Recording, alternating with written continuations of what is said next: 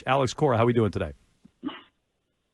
Doing good. How are you guys? Well, we're doing well. We understand last night was not an easy one. These games against the Astros have not been easy for you guys recently. And in a familiar trend, as we were just discussing, you guys are having another difficult month of August. You're 8-9. You've lost 4 out of 6. That continues a trend going back a couple of years now. Why does that continue to happen to this baseball team? Honestly, I have no idea. I can talk about this year, and obviously we haven't pitched. Right after the All-Star break, if you look at our schedule and the way we played, we lost a lot of tough ones, right? And yesterday was the last one of those. We had the lead, and we haven't been able to execute pitches late in games. I think the defense lately hasn't been as sharp. It hasn't been good. We didn't turn a little play in Baltimore 2 days ago. Yesterday, we threw the ball around, and they scored 2 runs. So it's a combination of a lot of things.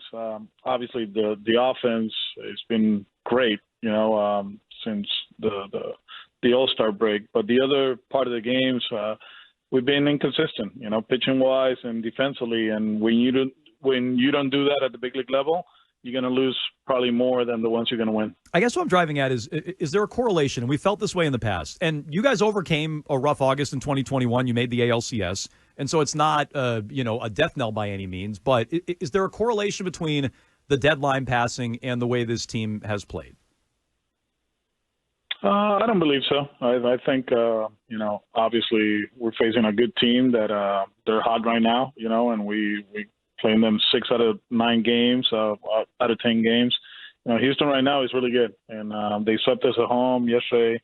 We had the lead in the 8th, and we lost. I don't think that, one thing leads to another one, right? We just, haven't been playing good baseball. We didn't play good baseball last year and the year before in August, and I don't think it's lack of effort or lack of adjustments. It's just it's 162, and for us, it sucks, that in August we haven't played good baseball since 2021. You guys are a club this year, though, that has shown some resilience, some bounce-back effort, whether it's, you have a really bad series and you go on to win the next series, or a bad game and bouncing back from that. Who in the clubhouse is first with that message to everybody else to say, basically pick yourself up off the floor because we have to go out and play another game? Yeah, I think Jaron leads the charge. Ken lead too. Actually, I was talking to Ref Snyder last night when we got back to the hotel, and the reason Ken leads is he gives up the homer, he comes down, walks down the tunnel, goes to Tech, takes up the pitch gives it to Tech, goes to the clubhouse, and turns the page. And he had some quotes.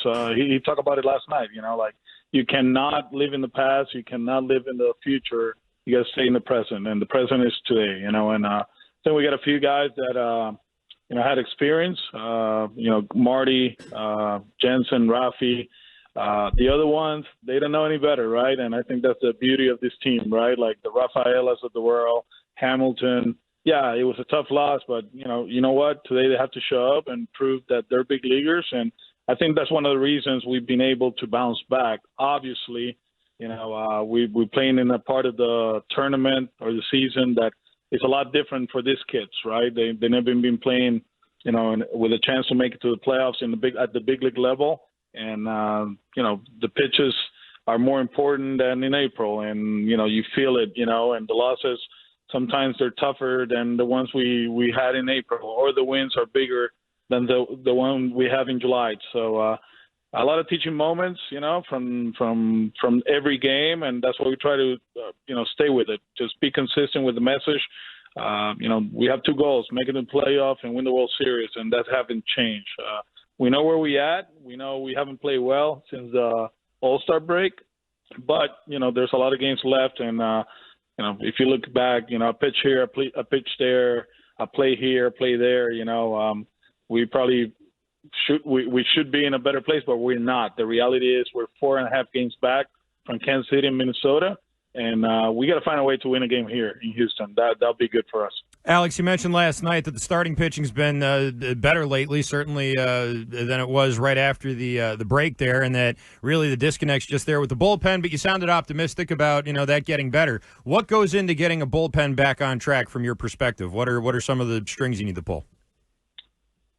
Yeah, well, last weekend was tough. We had the bullpen game on Saturday, and then Pax got hurt in the first inning, so we needed to get 27 outs with people that probably were supposed to be down. And throughout the week, it's been a grind. I think Sims and Marty have pitched 3 out of 4, this week, and we got to be very careful because, we're playing some meaningful games right now, but if we push the pedal to the metal, then it's going to cost us next week and 2 weeks from now. So.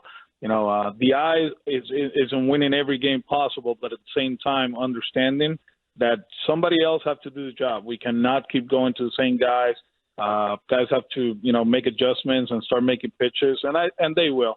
And I think it starts with the rotation. I think the rotation, giving us 6, it puts us in a better spot than obviously 4 2/3 or 5 innings. We talked about it last year. We talked about it early in the season, and Tanner's throwing the ball well. Cutter's throwing the ball well again. Bello has been great the last 4 or 5. Pivetta is healthy. So I do believe we're in a better spot rotation-wise.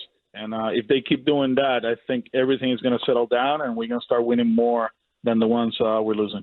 Alex, you had a pretty serious conversation with Rob Bradford that he wrote about on weei.com today about how you spoke to Jarren Duran during his suspension. And you told Bradford what he did was wrong and he knows it. Now we have to let it breathe and let the kid keep getting better and do the things he's supposed to do to get better. You talked about the platform that you all have and he has, and that things are magnified because people hold you to a standard, and compared it to a suspension that you went through a couple of years ago. How has Jarren Duran been since that suspension? Who have you seen? He's been good. Yeah, he's been good. The first few days, obviously, he's disappointed with himself. A lot of people disappointed with him, of course. And, it wasn't himself as far as like energy and all that. But, little by little, the support system that we have as an organization has helped him. Obviously, his family, his friends have been good. And, the willingness to keep moving forward, but at the same time understanding that there's stuff that he needs to do to keep improving as a human being. That's the most important thing. The 2 suspensions, very different, right? Very different. But at the same time, something I told Rob, you cannot shy away, right? I always, in my case, the toughest thing of the suspension was my family, right? And Gilligan and the boys, they go to the supermarket and somebody just bring it up, right? And it's not their fault. It was my fault, So if you're gonna get on somebody, it's on me. Just tell me how you feel about it, right? Don't do it to my family. I put them in a bad spot. I understand that, but at the same time, that was my biggest fear. And I'm back home. People have been fairly, very fair with them, And the other thing is you have to use that as a moment to kind of be better, right? That's the way I see it, I'm not going to hide. I did what I did. People are going to bring it up. They bring it up here in Houston. They bring it up in LA. What I'm going to do to use this, bad moment in my life, a bad cloud, to use it as a teaching moment to somebody, right? That's the way I see it. And I've been very open about it. And, with Jarren, signing autographs, that's something you do. You keep doing it, and if you talk to the fans, you talk to the fans. If you go on radio, you go on radio. If you go on TV, you do that. That cannot change. The things that he needs to make adjustments, he will, and he will improve. But that was kind of like what I was telling him. I hope you guys understand where I'm coming from, right? That was a message, and so far so good. So you want to check out that full conversation? It's up on WEEI, Rob Bradford and Alex Cora. It's time now for our Sherwin-Williams question of the week, sponsored by Sherwin-Williams. You can ask Sherwin-Williams how to bring color to your life. And our Sherwin-Williams question of the week is from Victor Garcia from Husky Painting. He wants to know, Alex, what was the biggest difference between winning a World Series as a player compared to winning a World Series as a manager? Although I enjoyed the player one because I had an impact on the field, I really liked it. But in the World Series, I only had one at bat, and it was a sac bunt. In 2018, I had to, with the coaching staff, had to make a lot of decisions, and to see the decisions pay off, it was great. I think the biggest one was actually playing Rafi Devers against Kershaw. They bring a lefty for Rafi, and then we bring in Nunez and hits the home run. That was like, oh shoot, this is awesome. So I think for how much I enjoy the World Series in Colorado, playing Colorado, the 18-1, I felt like I had a bigger impact actually than as a player. Understanding that as a player, you really are part of it. You know what I'm saying? But 18 was magnificent, and hopefully we can do that again. Okay, he is the manager of the Red Sox, Alex Cora. That's our Sherwin-Williams question of the week. If you have paint questions, you can ask Sherwin-Williams. Alex, we appreciate the time. Thanks so much. We'll talk to you next week. See you guys next week. Have a good one.